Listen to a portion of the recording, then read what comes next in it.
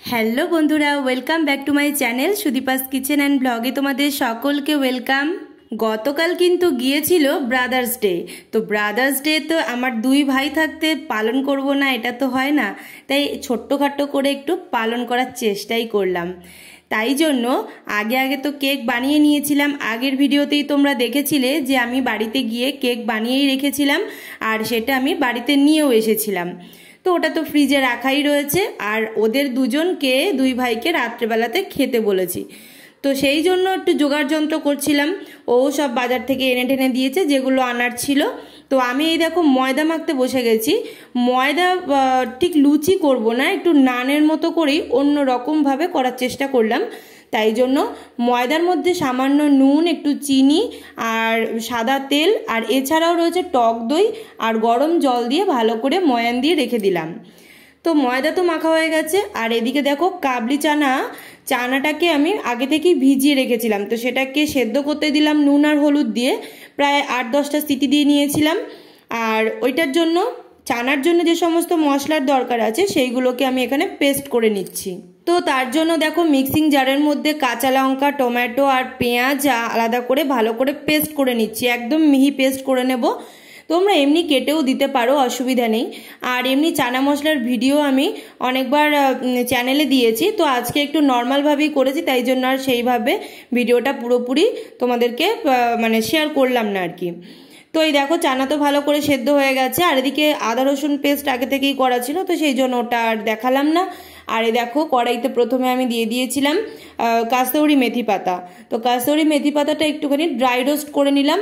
Dry roast করে নেওয়ার পর ওটাকে গুঁড়ো করে নেব, তাহলে সবার লাস্টে দিলে না টেস্টটা খুব সুন্দর আসে এবং ফ্লেভারটাও দারুণ লাগে। তো সেই জন্য ওটা তো তুলে রেখে দিলাম। আর আজকে আমি রান্নাটা পুরোটাই সর্ষের তেলে করব। তো সর্ষের তেলটা গরম হয়ে গেছে, আর এদিকে গোটা গরম মশলা আর তেজপাতা ফোড়ন দিলাম।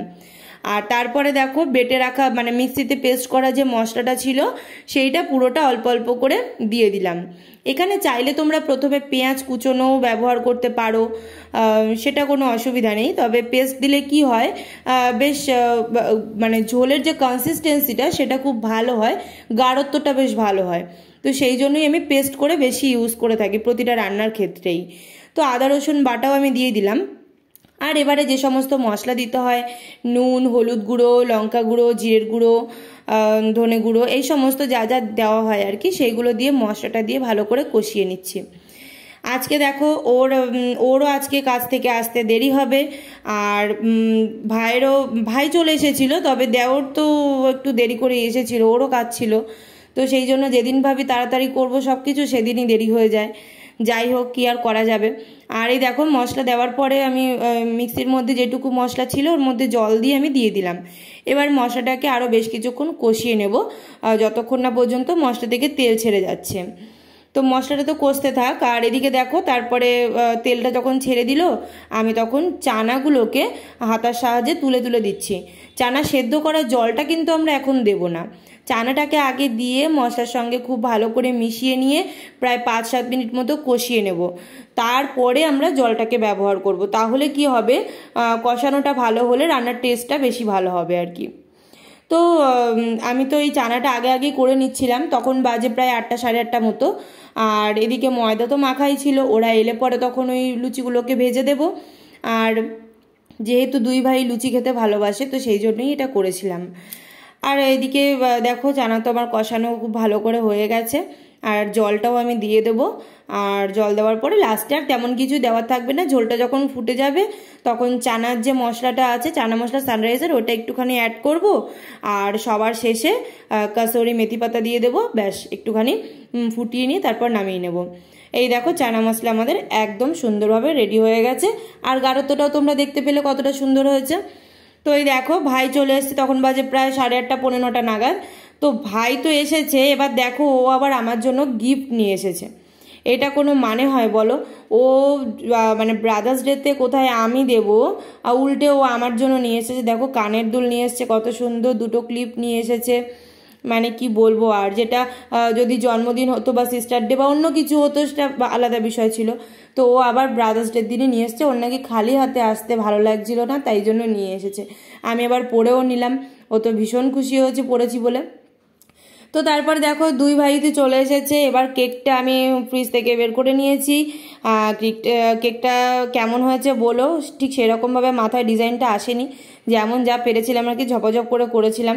তোমরা তো দেখেইছিলে, দিদা শাশুড়িকে দেখতে গিয়েছিলাম আগের দিন, তারপর এসে রাত্রিবেলা তাড়াহুড়ো করে কেকটা করা হয়েছে।